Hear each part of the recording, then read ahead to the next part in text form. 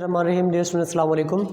My self Mohammad Afsal. आज हम 10th class का नेक्स्ट टॉपिक डिस्कस करने वाले हैं और ये हमारा केमिकल कोऑर्डिनेशन के ऊपर बेस करता है टॉपिक, और टॉपिक नेम है एंडोक्राइन सिस्टम। एंडोक्राइन सिस्टम को केमिकल कोऑर्डिनेशन का पार्ट कंसिडर किया जाता है, बल्कि ये उसी का पार्ट है केमिकल कोऑर्डिनेशन का ही, क्योंकि इसमें ग्लैंड्स और हार्मोन्स का सारा काम होता है। अब ग्लैंड्स और हार्मोन्स क्या चीज़ें हैं? एनिमल्स बॉडी के अंदर किस स्पेशल तरह के टिश्यूज़ पाए जाते हैं जो कलेक्टिवली एक्ट एज एक मैसेंजर का कोऑर्डिनेशन का काम करते हैं, और उन कोऑर्डिनेशन का, उन मैसेंजर का, उन केमिकल्स का जो नाम है वो कहलाते हैं हार्मोन्स। हार्मोन्स की अगर डेफिनेशन की हम बात करें, these are the special kind of chemical which act as a chemical messenger which act as a endocrine system messenger are called hormones। और हार्मोन्स जो हैं ये क्या करते हैं? मेटामॉर्फोसिस का काम करते हैं एनिमल्स के अंदर। उसके अलावा इनका सेल डिवीजन का काम होता है इनवर्टिब्रेट्स के अंदर, और फिर बर्ड्स के अंदर ये माइग्रेशन के अंदर भी रोल प्ले करते हैं। माइग्रेशनरी एक्टिविटीज़ जो होती हैं बर्ड्स की, उनको डायरेक्शन का याद रखना, उनको डायरेक्शन के बारे में आगाह करना, ये सारे के सारा काम किसका होता है? हार्मोन्स का काम होता है। ये इनके डिफरेंट रोल होते हैं हार्मोन का। हार्मोन रिलीज़ कहाँ से होते हैं, पैदा कहाँ से होते हैं? वो पैदा होते हैं ग्लैंड से। ग्लैंड्स दो तरह के होते हैं, endocrine gland and exocrine gland. Endocrine gland उन ग्लैंड जो कहते हैं जो डक्टलेस होते हैं, जिनके पास कोई डक्ट नहीं होती, बल्कि वो डायरेक्टली ब्लड स्ट्रीम में रिलीज़ कर दी जाती है ताकि वो अपने टारगेटेड एरिया तक पहुंचकर अपना फंक्शन परफॉर्म कर सकें। और इनकी जो एग्जांपल है वो हमारे पास हार्मोन है। कौन से ग्लैंड्स एंडोक्राइन ग्लैंड्स कहलाते हैं? उन पिट्यूटरी ग्लैंड है, ग्लैंड्स है, थायराइड ग्लैंड है, पैराथायराइड ग्लैंड है। ये सारे के सारे ग्लैंड्स कौन से कहलाते हैं? एंडोक्राइन ग्लैंड्स कहलाते हैं। इसी तरह कुछ ऐसे ग्लैंड्स भी हमारी बॉडी में पाए जाते हैं जो विदाउट डक्ट्स होते हैं, जिनकी अपनी डक्ट्स होती है, जो विदाउट डक्ट है वो हमारे पास एंडोक्राइन ग्लैंड है। कुछ ऐसे ग्लैंड्स भी होते हैं जिनके पास अपनी डक्ट होती है और वो अपने उसी डक्ट के ज़रिए से टारगेटेड एरिया तक पहुंच जाते हैं, जिसमें डाइजेस्टिव ग्लैंड्स हैं, स्किन ग्लैंड्स हैं, ठीक है। और ये इनकी जो सिक्रीशंस होती है उनको नाम दिया जाता है एंजाइम्स। क्या नाम देते हैं उनको? एंजाइम्स का नाम देते हैं। अब बात करते हैं कि एंडोक्राइन सिस्टम के हवाले से कुछ इंपॉर्टेंट ग्लैंड्स होते हैं जो हमारी बॉडी में एग्जिस्ट करते हैं। उसमें से मेजर कौन कौन से हैं? हमारे सिलेबस का जो हिस्सा है उसमें सबसे पहला हमारे पास है पिट्यूटरी ग्लैंड।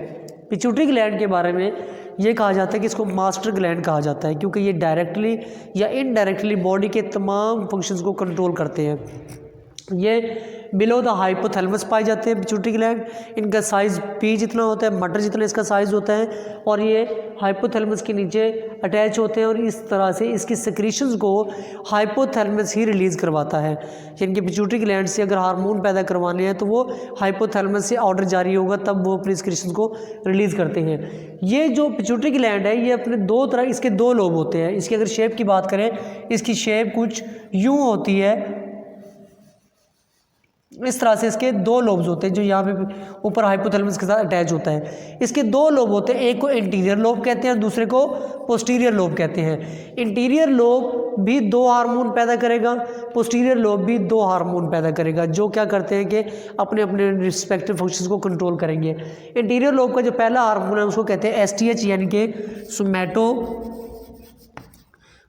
हार्मोन। ये क्या करते हैं? इसको ग्रोथ हार्मोन भी कहा जाता है। क्या कहते हैं बेटा? इसको ग्रोथ हार्मोन भी कहते हैं, क्योंकि नाम से जाहिर है ये ग्रोथ को कंट्रोल करता है। ड्यूरिंग एम्ब्रियोनिक स्टेज क्या होता है कि जब पिट्यूटरी ग्लैंड के सिक्रीशंस को रिलीज़ करवाया जाता है STH की, तो ये क्या करता है? ग्रोथ को नॉर्मलाइज करता है जब भी सेल डिवीजन ग्रोथ की हो रही हो। लेकिन अगर उसमें किसी किस्म का कोई एरर आ जाए तो 3 तरह की एरर में डिस्टर्बेंस आती है। पहली जो डिफेक्ट बनता है जिसको कहते हैं ड्वार्फिज्म, जिसमें जो पर्सन है उसका कद जो है वो छोटा रह जाता है, ड्वार्फ हो जाता है। ऐसे को ड्वार्फ कहते हैं, उसको ड्वार्फिज्म बोलते हैं, जिसमें पेशेंट नाम देंगे उसको जिसका हाइट क्या रह जाए? लो रह जाए। नॉर्मल से हाइट लो होगी, इसका मतलब क्या हुआ कि STH की सिक्रीशन डिक्रीज हुई है, डिमिनिश हुई है, बहुत कम हुई है। अगर STH की सिक्रीशन कम होगी तो हाइट कम होगी। STH की सिक्रीशन अगर ज़्यादा हो जाती है उसमें हाइट जो है वो पर्सन जो है वो ओवर हाइटेड हो जाता है, जिसको जॉइंट कहते हैं, जिसको जैजेटिज्म भी कहते हैं।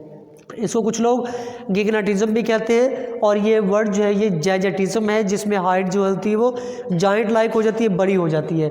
तीसरा, अगर सिक्रीशन में एरर और ज़्यादा हो, मतलब कि मिसबैलेंस हो, समटाइम सिक्रीशन ज़्यादा हो जिसमें जो पिट्यूटरी ग्लैंड से समटाइम कम हो जाए, उसको हम नाम देते हैं एक्रोमीगैली।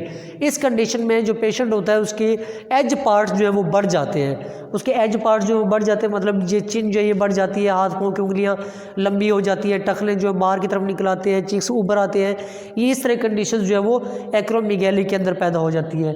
तीसरी तरफ हमारे पास है जो लोब है, उसको हम नाम देते हैं पोस्टीरियर लोब। पोस्टीरियर लोब भी दो तरह के हार्मोन रिलीज करता है, पहले का नाम है वैसोप्रेसिन, दूसरे का नाम है ऑक्सीटोसिन। वैसोप्रेसिन वो हार्मोन होता है जो बॉडी के अंदर यूरिन कंसंट्रेशन को मेंटेन करता है, यानी कि बॉडी के अंदर एक्चुअली ये ग्लूकोज लेवल को मेंटेन करता है। किसको मेंटेन करता है? ग्लूकोज की एब्जॉर्प्शन को ये कंट्रोल करता है। इसका दूसरा जो हार्मोन होता है उसका नाम कहते हैं ADH, यानी कि anti diuretic hormone. Anti diuretic hormone कहते हैं, जो यूरिन के अंदर अपना रोल प्ले करता है। अगर इसकी सिक्रीशन नॉर्मलाइज ना रहे तो पेशेंट जो पर्सन है उसको डिजीज़ हो जाती है, जिसको कहते हैं डायबिटीज़ मेलाइटस। ठीक है, तो ये इसके अंदर कंडीशन होती है। दूसरी तरफ हमारे पास है ऑक्सीटोसिन। ऑक्सीटोसिन को फीमेल हार्मोन भी कहते हैं। इसका मतलब ये नहीं कि इसका मेल में कोई रोल नहीं है, मेल के अंदर भी इसका रोल होता है मेजर, लेकिन फीमेल के अंदर ज़्यादा रोल होता है, जैसे कि इंजेक्शन ऑफ मिल्क है, ठीक है, दूध का पैदा होना, और यूट्रस का ड्यूरिंग बर्थ जो है वो कॉन्ट्रैक्ट या रिलैक्स होना, ये काम होता है ऑक्सीटोसिन का। तो इस तरह से ये दोनों काम posterior lobe of pituitary gland से प्रोसीड करवाए जाते हैं। पिट्यूटरी ग्लैंड के बाद जो हमारे पास दूसरा ग्लैंड है उसका नाम है थायराइड ग्लैंड। ये largest gland of the body कहलाते हैं। इनकी तादाद 2-3 नेक रीजन में पाई जाती है, गर्दन के हिस्से के अंदर यहाँ पे। अब इसके 2 हार्मोन होती हैं, लेकिन थायराइड ग्लैंड को वर्किंग के लिए हमेशा आयोडीन की ज़रूरत होती है। किसकी ज़रूरत होती है? आयोडीन की। आयोडीन के साथ यानी कि साल्ट के साथ ये मिनरल्स की वजह से ये अपने हार्मोन को पैदा करता है। और ये जो अगर इसकी डेफिशिएंसी हो जाए तो ये हार्मोन पैदा नहीं कर पाता, उसे डिजीज़ होती है जिसे कहते हैं ग्वाइटर। क्या कहते हैं उसको? ग्वाइटर कहते हैं। और अगर इसके जो 2 हार्मोन्स हैं वो कौन कौन से हैं? पहला हार्मोन है जिसका नाम है थायरॉक्सिन, दूसरे का नाम है कैल्सीटोनिन। थायरॉक्सिन हार्मोन अगर क्या हो जाए, थायराइड ग्लैंड में थायरॉक्सिन हार्मोन की सिक्रीशन ज़्यादा हो जाए तो उस कंडीशन को कहते हैं हाइपरथायराइडिज्म। क्या कहते हैं उसको? हाइपरथायराइडिज्म। अगर इसकी सिक्रीशन कम हो जाएगी उसको कहेंगे हाइपोथायराइडिज्म, जो ब्लड के अंदर मिनरल्स या साल्ट लेवल को मेंटेन करने पर ये दोनों को मेंटेन रखा जा सकता है। दूसरी तरफ हमारे पास है कैल्सीटोनिन। कैल्सीटोनिन हार्मोन ये थायराइड ग्लैंड से रिलीज होता है, जिसका काम होता है ये ब्लड के अंदर, किसके अंदर? ब्लड के अंदर कैल्शियम आयन की मिकदार को कम करता है, डिक्रीज़ करता है, यानी कि ये कैल्शियम लेवल को डिक्रीज़ करता है ब्लड के अंदर, जिससे ब्लड जो है वो विस्कस नहीं हो पाता। दूसरी तरफ हमारे पास इसी से कनेक्टेड जो थायराइड ग्लैंड के नीचे पाए जाते हैं वो हमारे पास ग्लैंड्स होते हैं, जिसका नाम है पैराथायराइड ग्लैंड। पैराथायराइड ग्लैंड की तादाद होती है 4, ये 4 पाए जाते हैं। थायराइड ग्लैंड की तादाद होती है 2, ये 2 पाए जाते हैं। ये साइज़ में छोटे होते हैं। इसका जो हार्मोन है वो एक है जिसका नाम है हमारे पास पैराथार्मोन। क्या नाम है इसका? पैराथार्मोन। अब अगर आपको याद हो अभी हमने कहा कि कैल्सीटोनिन क्या करता है, ये ब्लड के अंदर कैल्शियम आयन का लेवल डिक्रीज़ करता है। तो अब अगर ये बहुत ज़्यादा डिक्रीज़ हो जाए तो फिर क्या होगा? पैराथायराइड ग्लैंड अपना हार्मोन रिलीज़ करेंगे जिसका नाम होगा पैराथार्मोन, जो क्या करेगा? इसी कैल्शियम आयन के लेवल को इंक्रीज़ कर देगा। क्या कर देगा? इंक्रीज़ कर देगा, बढ़ा देगा। इस तरह से साइड बाय साइड कैल्सीटोनिन की रिलीजिंग और पैराथार्मोन की रिलीजिंग जो है वो कैल्शियम लेवल को ब्लड के अंदर मेंटेन रखते हैं, नॉर्मलाइज रखते हैं। सम टाइम अगर क्या हो जाए कि पैराथार्मोन रिलीज नहीं हो पाते या कोई एरर बन जाता है, कोई डिफेक्ट हो जाता है, तो उस कंडीशन में क्या होता है, जो ब्लड है उसके अंदर कैल्शियम का लेवल बढ़ जाएगा। और वो कैसे बढ़ेगा? हड्डियों से, बोन से कैल्शियम जो है वो उतरना शुरू हो जाएगी। और इस चीज़ का नाम होता है हमारे पास टेटनी, जिसका क्या मतलब होता है कि mark by the sharp flexion of the wrist and ankle joints. जो जॉइंट्स है वो हमारे पास वो उनके अंदर वो झुकाव आ जाता है, मुड़ जाते हैं हड्डियाँ, और इस बीमारी का नाम हमारे पास क्या कहलाता है? टेटनी कहलाता है। आज के हमारे लेक्चर का जो लास्ट ग्लैंड है वो है एड्रीनल ग्लैंड। एड्रीनल ग्लैंड दोनों किडनी के ऊपर पाए जाते हैं, लेफ्ट किडनी पे, राइट किडनी पे, दोनों टॉप पे होते हैं।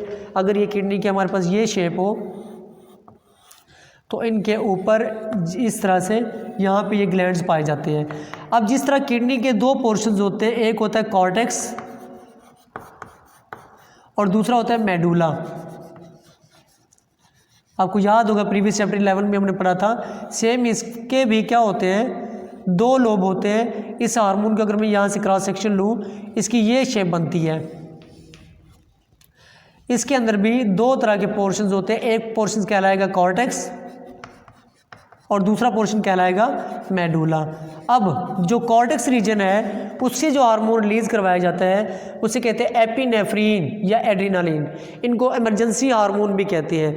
During emergency situation in hormone को रिलीज़ किया जाता है जो बॉडी को नॉर्मलाइज करते हैं, बॉडी के फंक्शंस को कंट्रोल करते हैं, या फिर अब यूँ समझे कि इमरजेंसी सिचुएशन के लिए बॉडी को रेडी करते हैं, प्रिपेयर करते हैं, जिसमें अब हार्ट बीट को तेज़ कर देते हैं, ब्लड प्रेशर को इंक्रीज़ कर देते हैं, ब्रीथिंग रेट को इंक्रीज़ कर देते हैं। ये काम किसका होता है, एपिनेफ्रिन या एड्रीनालिन का। इन दोनों का एक ही नाम है और इनको इमरजेंसी हार्मोन भी कहा जाता है। ये आपका एमसीक्यू भी है। दूसरा जो एड्रीनल ग्लैंड का हार्मोन है उसको कहते हैं कार्टिकोस्टेरॉइड। ये हार्मोन आपका इंपॉर्टेंट एमसीक्यू भी है, शॉर्ट क्वेश्चन भी है। वो ये बनता है कि कौन सा हार्मोन आपकी बॉडी के अंदर वाटर एंड साल्ट को मेंटेन करता है, वाटर एंड साल्ट को मेंटेन करता है। तो वो आपके पास कौन सा हार्मोन है बेटे, वो है कार्टिकोस्टेरॉइड, जो आपकी बॉडी के अंदर water and salt concentration level को मेंटेन करता है। और आपको याद होगा फंक्शन ऑफ किडनी के अंदर ये फंक्शन जो है वो लोप ऑफ फैनले के अंदर था, जहाँ पे सिलेक्टिव रीअब्जॉर्प्शन होती है। जब एक तरफ वाटर एब्जॉर्ब होता है, दूसरी तरफ साल्ट एब्जॉर्ब होता है, तो वो किसकी वजह से होता है, वो कार्टिकोस्टेरॉइड हार्मोन की वजह से होता है, जिसकी वजह से आपकी बॉडी के अंदर वाटर साल्ट का लेवल मेंटेन रहता है और यूरिन जो है वो 2 तरह का हाइपरटोनिक या हाइपोटोनिक बनता है। तो ये हमारा आज का लेक्चर था जिसमें हमने pituitary gland, thyroid gland, parathyroid gland और एड्रिनल ग्लैंड के बारे में पढ़ा। आई होप कि लेक्चर समझ आ गया होगा। इस हवाले से मजीद कोई भी कन्फ्यूजन हो आप टेक्स्ट कर सकते हैं। जज़ाकल्लाह।